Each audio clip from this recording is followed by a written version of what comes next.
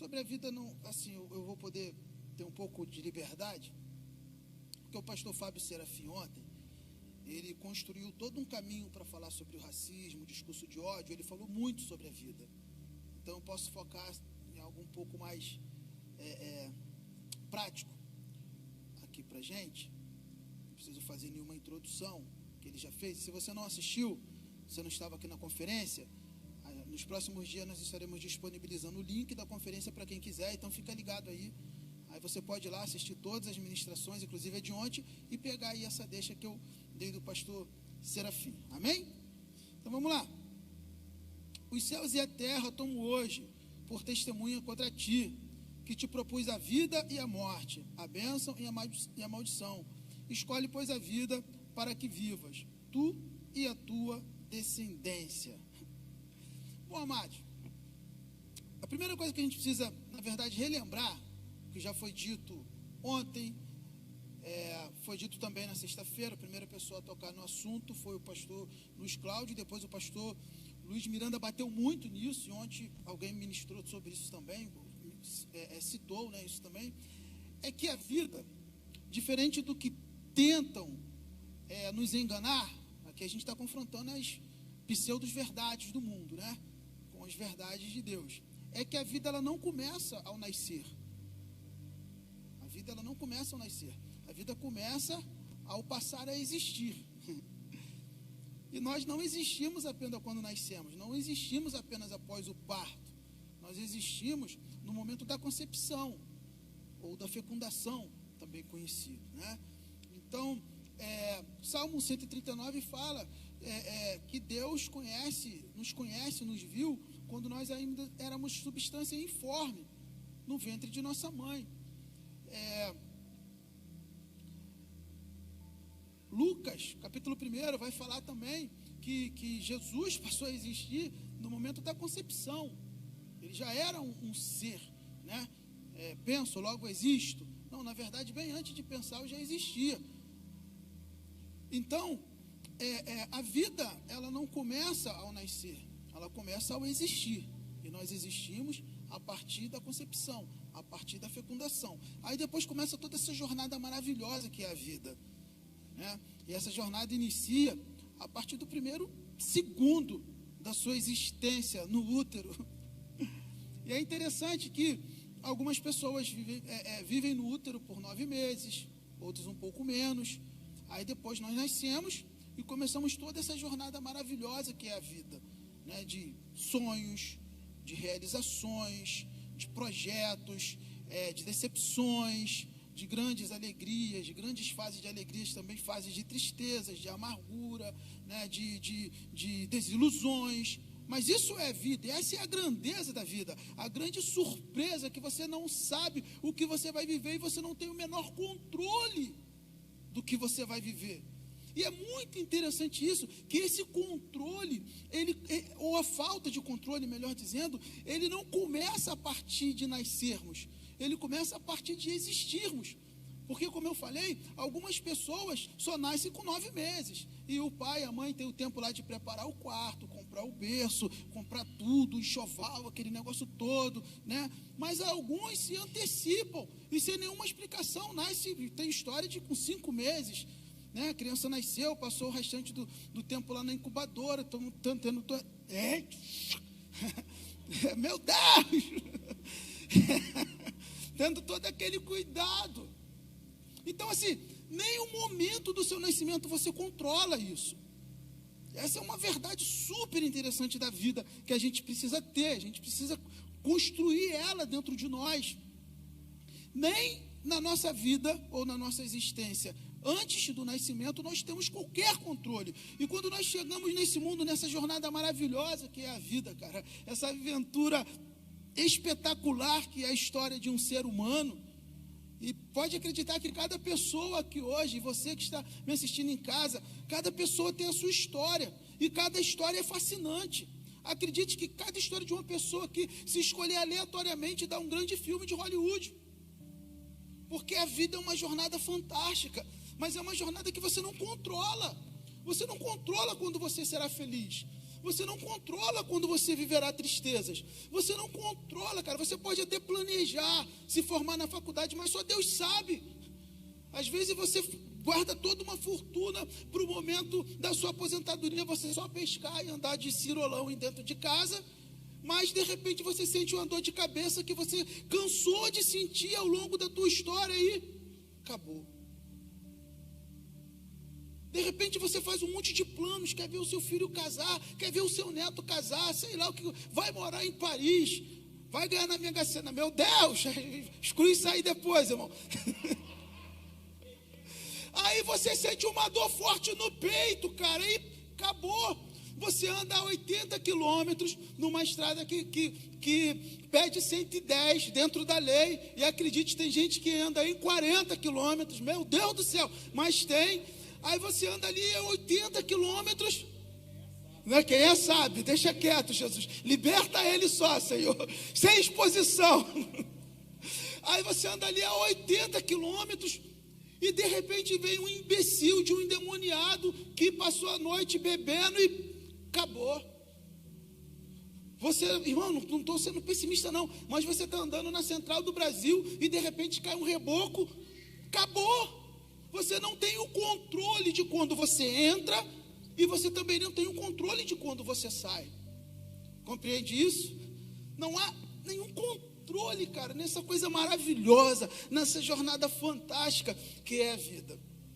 Então essa é a sacada que eu quero trazer para você agora nesse momento, para a gente poder avançar para algumas coisas.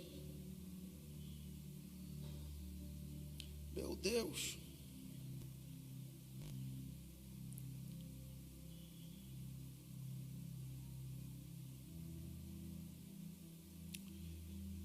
Aí, a gente começa com outro dilema, né? A partir do momento que você compreende isso, que você constrói isso dentro de você, você lida com outro dilema.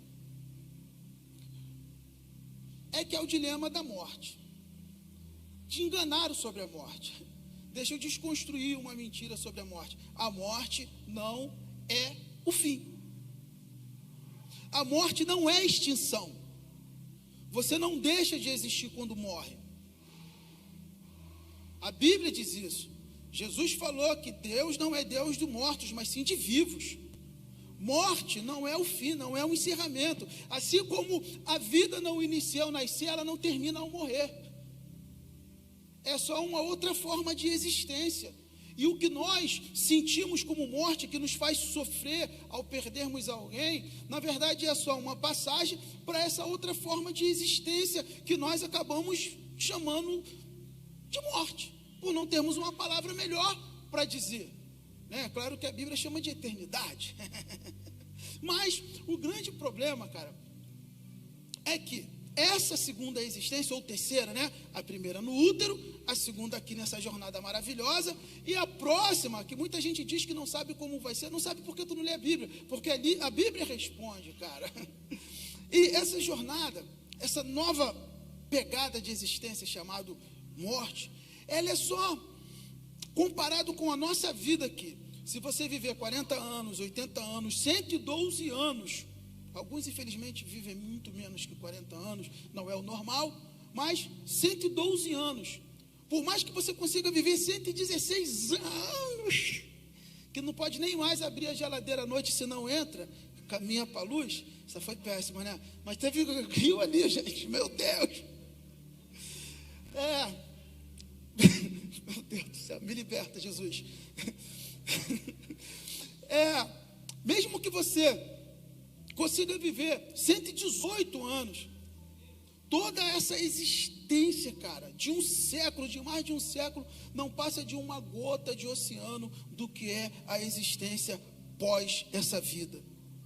É eterno, cara. Entende? Então assim, às vezes a gente se prende nas nossas realizações aqui, mas todas as nossas realizações aqui é uma areia em todas as praias do mundo, ou talvez ainda em todas as areias do universo, se comparado, porque essa nova existência ela é eterna, ela não tem fim. Aí você lida com um grande problema, eu lido com um grande problema, é que a Bíblia, ela é bem clara quando ela diz, cara, que o que vai definir como eu viverei essa outra existência são as escolhas que eu farei aqui. E essa é uma grande verdade sobre a vida. Amém? Ou não amém? Quer ver? Deixa eu pegar algo aqui.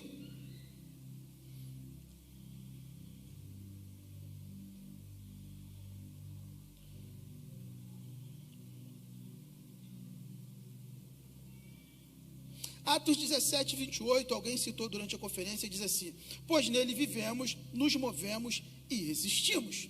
Então, você precisa entender sobre a vida. Martin Luther King disse que se você não encontrar uma causa pela qual você possa morrer, se você não encontrar um propósito pela qual você possa morrer, então você não viveu. Entende isso? Você não viveu. Então deixa eu abrir um outro parênteses aqui, vou fechar e voltar ali. É o seguinte, é que a grande maioria de nós, ou todos nós, na verdade, não damos conta que estamos vivos em pelo menos 98% ou 99% do tempo da nossa existência aqui. Sabia disso? Eu não me dou conta de que estou vivo, porque eu não fico controlando quantas vezes eu respiro. Eu fazia isso quando eu era criança e ficava com falta de ar depois. Me dava crise de pânico quando eu começava a contar. 1, 2, de repente eu ficava... É só comigo que acontecia isso? Eu era o único doido, criança, que fazia isso? Irmão, sabe quando que a gente se dá conta que está vivo? Sabe quando a gente se dá conta que está vivo? Quando a nossa vida corre perigo. Quando você fica com a unha encravada, quando você pega um resfriado, quando você pega uma doença, quando você tem que ir para o hospital, aí você se dá conta que está vivo, porque na grande maioria das vezes a gente age meio que roboticamente, entende? A gente já está ali no controle, a gente não se dá conta de que está vivo. Então, fechando parênteses e voltando para aqui, o grande propósito que você precisa entender e achar, né, para amarrar o que Martin Luther King falou, é esse, cara: pois nele vivemos, nos movemos e existimos. Quer ter um propósito pelo qual vale a pena morrer? É viver para Ele. É se lembrar que nele vivemos, nele nos movemos e nele existimos. Ou seja, a cada dia, cara, a gente precisa olhar para essa vida maravilhosa, toda essa jornada maravilhosa e pensar: eu só estou aqui porque Ele tem o controle de tudo. Eu só estou aqui porque Ele não perde o controle de nada. Ele é maravilhoso, cara. Então, assim, outra verdade que a gente precisa ter sobre a morte é que esse pós-vida, ele se ramifica em duas partes. Uma, a Bíblia chama de paraíso, nós chamamos de céu, né? A Bíblia não chama de céu, a Bíblia chama de paraíso. A gente, Nova Jerusalém e tal, e ao longo do tempo nós fomos construindo a visão do céu, né? Nós vamos para o céu morar com Deus. É a dimensão de Deus, é o mundo espiritual. Não sei como será lá, a Bíblia fala muitas coisas a respeito, mas só vou saber de fato quando eu chegar lá, né? Porque as leis da física não se aplicam lá. Então acho que será algo muito, muito, muito maravilhoso. E mais maravilhoso ainda é que Deus vai estar lá. O céu só é maravilhoso porque Deus está lá. Deus em toda a sua glória, toda a sua majestade, Jesus Cristo em toda a sua beleza e formosura, o Espírito Santo em toda a sua doçura, e expressando todo esse amor que o pastor Hércio falou, dizendo: vem, bendito de meu Pai, para esse lugar que eu tenho te preparado desde a fundação do tempo. Então o céu é maravilhoso por isso. Em contrapartida, a outra ramificação que nós temos, né, é o que chama de inferno. Sheol, Hades, é o lugar terrível, aonde Jesus fala que há choro e ranger de dente, aonde o fogo não apaga e o bicho não para de comer. Uma parada assim que agora fugiu aqui, entende? Mas, tipo assim, o inferno não é um problema por causa disso. O maior problema do inferno é que Deus não estará lá em todo o seu amor, porque Deus está no inferno. O inferno também é reinado de Deus. Satanás não tem poder sobre nada. Amém? O poder de Deus está no inferno. Só que o problema é que Deus está no inferno em toda a sua ira.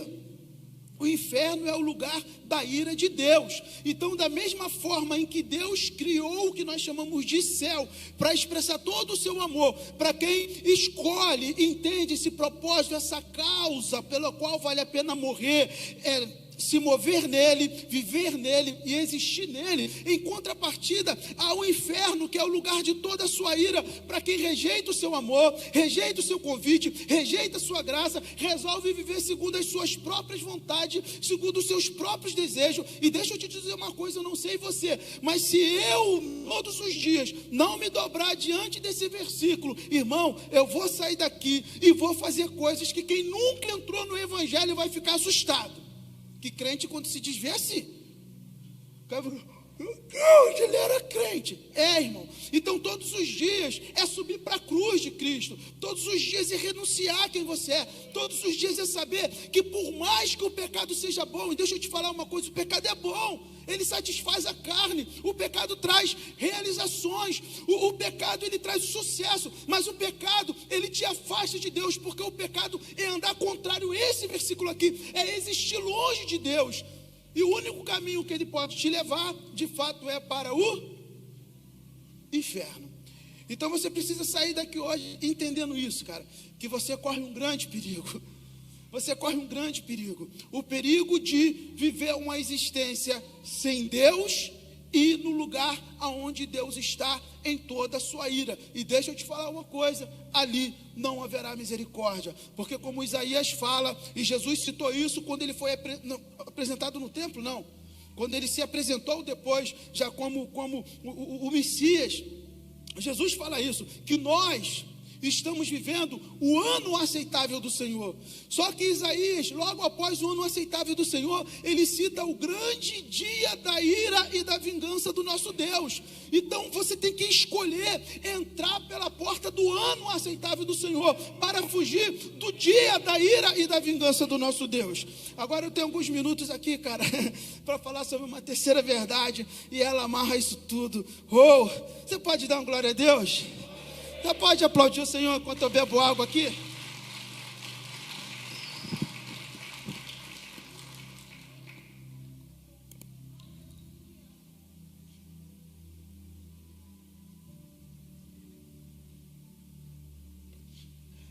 Meu Deus!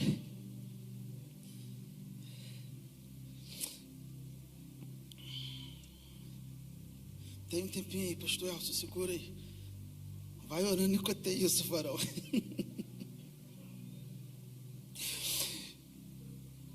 Meu Deus.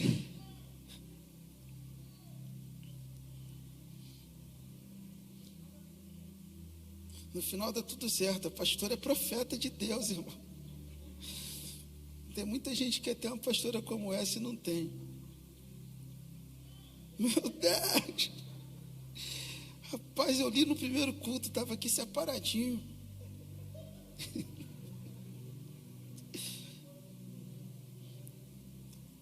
Alguém apagou o trem aqui.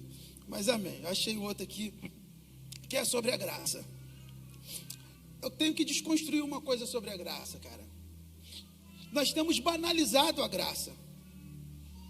Nós temos desprezado a graça do Senhor. E quando nós banalizamos a graça do Senhor, quando nós não entendemos a graça do Senhor, uma frase que está muito em voga, né, nas mídias sociais principalmente, eu já botei ela no meu Instagram algumas vezes, é que a graça é de graça, mas ela não foi de graça. A graça custou caro.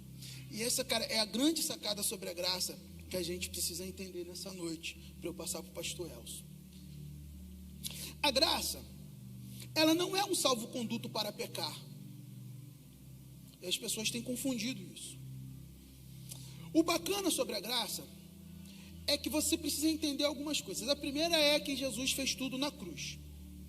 Ele fez tudo na cruz. Você não precisa fazer mais nada. Isso é fato. E quando você tenta fazer algo para ser salvo, quando você não entende que a salvação é pela fé e pela graça do Senhor Jesus, e você começa a querer, tipo, eu vou doar uma cesta básica para ser salvo. Não, você não tem que fazer isso. Você tem que doar a cesta básica porque você entende que você já é salvo. Eu tenho que vir todos os cultos para ser salvo. Não, a igreja não salva ninguém, ela te ajuda a viver uma vida de fé em fé e de glória em glória, em gradativamente se tornar uma pessoa melhor em Cristo. Mas você precisa vir para a igreja porque você entende que você já é salvo. Amém? Então, o grande barato sobre a graça é que primeiro você precisa entender isso. Jesus já fez tudo na cruz. Ele morreu na cruz. Então você não precisa, você é salvo em Jesus. Amém? A segunda coisa que você precisa entender sobre a graça é, uma vez que Jesus já fez tudo por você na cruz, você também não pode fazer tudo o que você quer no mundo, cara. Entende? Você precisa compreender, trazer para você essa compreensão de que para que você esteja hoje aqui, se movendo, vivendo e existindo nele, foi porque ele pagou um peso de dívida que era teu. E quando eu falo você e teu, eu falo de mim também, tá? Me incluo nesse bolo aí. É só uma expressão, tá? Não estou aqui apontando o dedo, não. Me entendo como o principal pecador aqui, como eu falei. Se não for a misericórdia de Deus, velho, eu alopro. Então, a graça não é um salvo-conduto para pecar. A graça, pelo contrário, é algo que todos os dias eu preciso me lembrar. Ao amanhecer, eu preciso me lembrar, ao anoitecer, de que se eu respiro, foi porque Jesus morreu por mim. Porque eu mesmo sou digno da ira de Deus. Eu mesmo sou digno de que, como disse, esqueci o nome do cara agora, eu sou digno de que o chão se abre e eu caia direto no inferno. Nem precisa passar para Deus me julgar, não. Eu vou direto para lá. Porque eu não preciso do diabo para me fazer pecar. Eu sozinho sou capaz de fazer coisas capazes de deixar o diabo assustado. Deus, eu não sabia que ele era capaz disso. Acredite, a humanidade é capaz de surpreender até o diabo na sua maldade. Eu não preciso de que o diabo me leve, não. Eu sozinho sou capaz disso. Então, eu preciso de que todos os dias eu entender, cara, que eu só não vivo essa vida miserável que eu sou digno, porque Jesus morreu por mim. Jesus levou o peso que era meu. Jesus pagou cada pecado, cada segundo de pecado meu. E como Paulo costumava dizer, né, Jesus e o Cristo crucificado sempre foi o tema central da pregação de Paulo. Por quê? Porque Paulo entendia isso, que a cruz de Cristo ela é atemporal, e todos os dias ela se derrama sobre a minha vida, cobrindo multidões de pecado, como Jeremias falou lá em Lamentações, que as misericórdias de Deus são a causa de não sermos consumidos, porque elas se renovam todos os dias, a cada manhã, todos os dias. Irmão, quando que isso acontece? É na cruz de Cristo. É lá na cruz de Cristo, é lá que a graça é revelada, é lá que a graça é manifesta, é lá que a graça me alcança e te alcança, independente de quem você é, de quantos pecados você praticou, de quão ruim você é nessa vida. A graça de Deus está disposta a cada dia te atrair para esse grande amor que o pastor Erson falou aqui agora. Então você precisa sair daqui entendendo essas coisas sobre a vida, né? Vamos recapitular rapidamente aqui sobre a vida. A vida não começa ao nascer, começa ao existir, e nós existimos na fecundação. O viver aqui na vida após nascimento tem a ver, é o passaporte, é o salvo-conduto para a sua vida, que é muito maior após essa vida aqui, que nós acabamos chamando de morte ou eternidade. E como você vive aqui definirá como você viverá lá, porque existe o céu, o paraíso, o lugar com Deus, e existe outro lugar lá que não é muito legal. Se te oferecerem refrigerante, Coca-Cola, geladinha, irmão, não vai. Se te falarem que lá tem Ferrari 0 quilômetros para você andar quanto você quiser, não vai, cara. Se você passar na porta e tiver uma festa, todo mundo gritando, não vai. Porque, acredite, lá não é legal. E recapitulando sobre a graça não é um salvo-conduto para pecar. A graça é algo que, se você não assistiu ainda ao Resgate de Soldado Ryan, você precisa assistir. É algo que no final do filme do Soldado Ryan é graça pura ali. Que é isso? Tem gente que não viu? Meu Deus! O cara vai diante do túmulo do capitão e fala para a família dele assim: me diz que eu fiz valer a pena. Ele fala para a família dele: diz para mim que eu fiz valer a pena. Cara, Você precisa sair daqui hoje compreendendo essa grande verdade sobre a graça. Nunca mais se permita pecar, porque a graça perdoa. Não. Pelo contrário, resiste ao pecado, porque a graça fez alguém sofrer. A graça fez alguém morrer. A graça fez alguém ser assassinado. Mas a mesma graça fez ele ser ressuscitado no terceiro dia, cara. E prometer voltar para me buscar e te buscar. Amém? Dê glória a Deus, dê um aplauso ao Senhor.